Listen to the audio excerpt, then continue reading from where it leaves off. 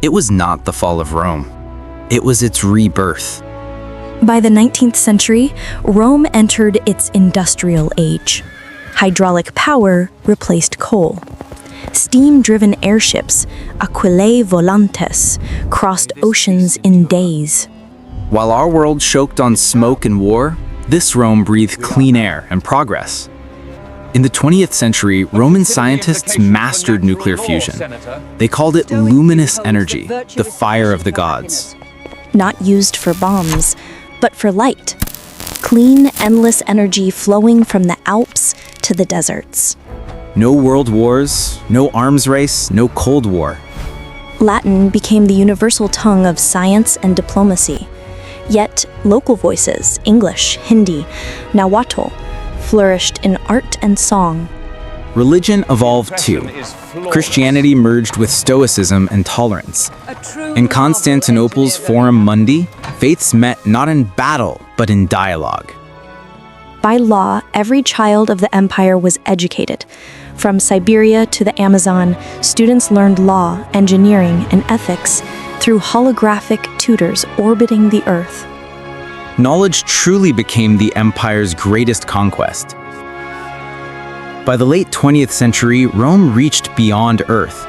In 1978, Roman explorers landed on Mars. They named it Eris Prime. Their colony, Colonia Augusta Erasis, became humanity's second home.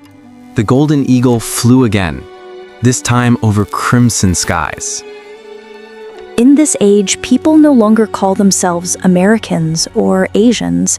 They were citizens of the Imperium Humanitatis, the human empire.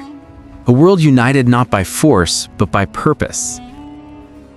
Yet, even perfection breeds unrest.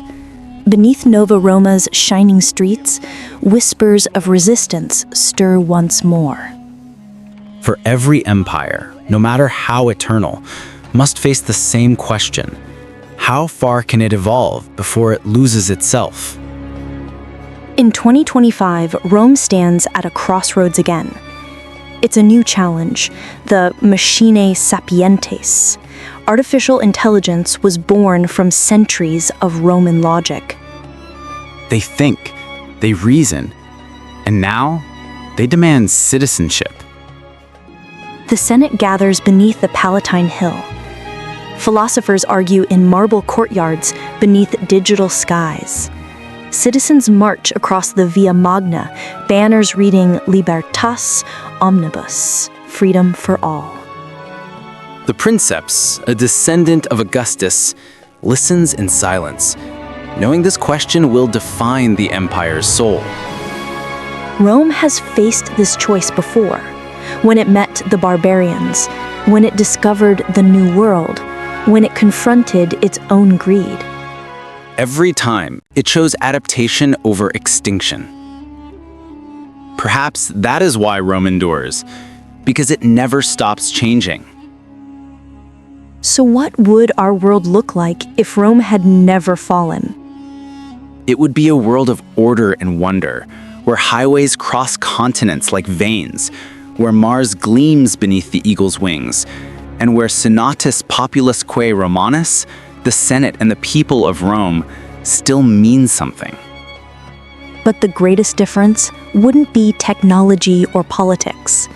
It would be the spirit of humanity, a civilization that learned that peace and progress are not enemies, but allies. As the twin suns of Earth and Mars set over the empire's dominion, the same words echo through eternity. Roma Eterna.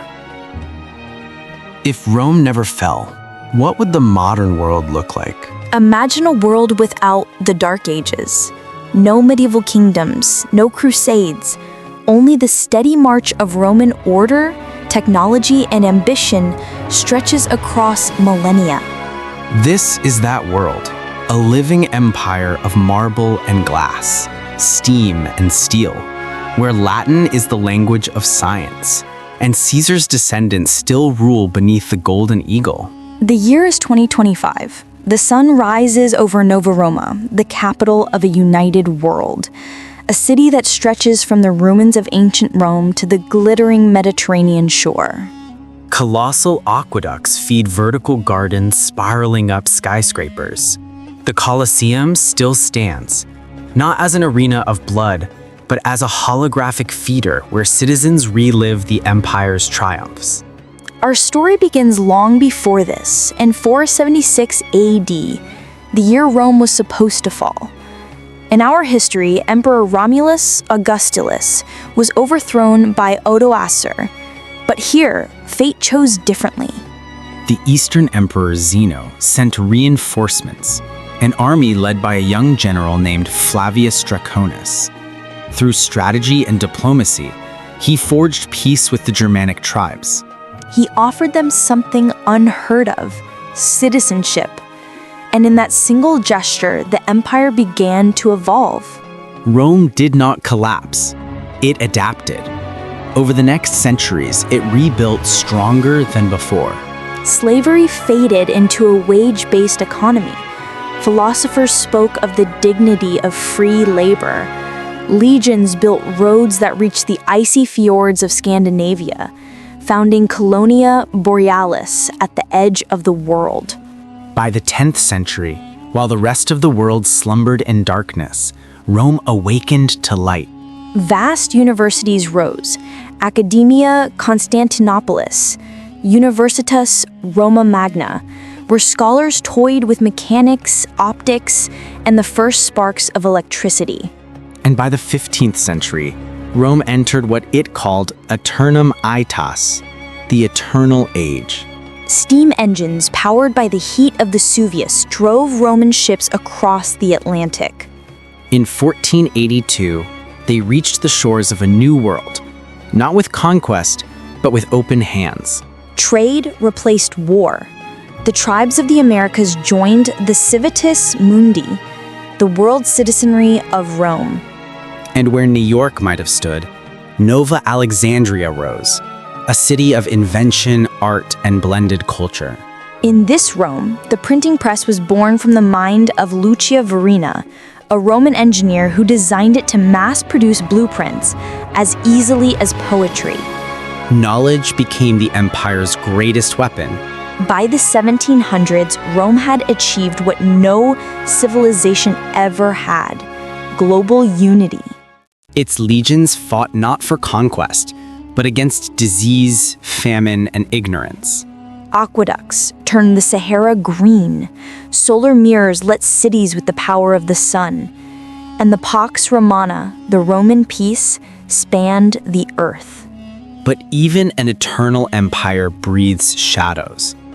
Corruption festered in the Senate. Distant provinces began to whisper of freedom. In 1776, instead of a revolution of muskets, Rome witnessed a revolution of ideas.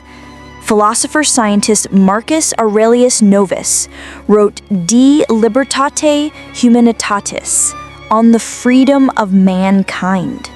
And his words transformed the empire again, from dominion to democracy. The Concordia Populi, harmony of the people, was born. Every citizen, from the frozen north to the islands of the Pacific, was given a voice in the Senate.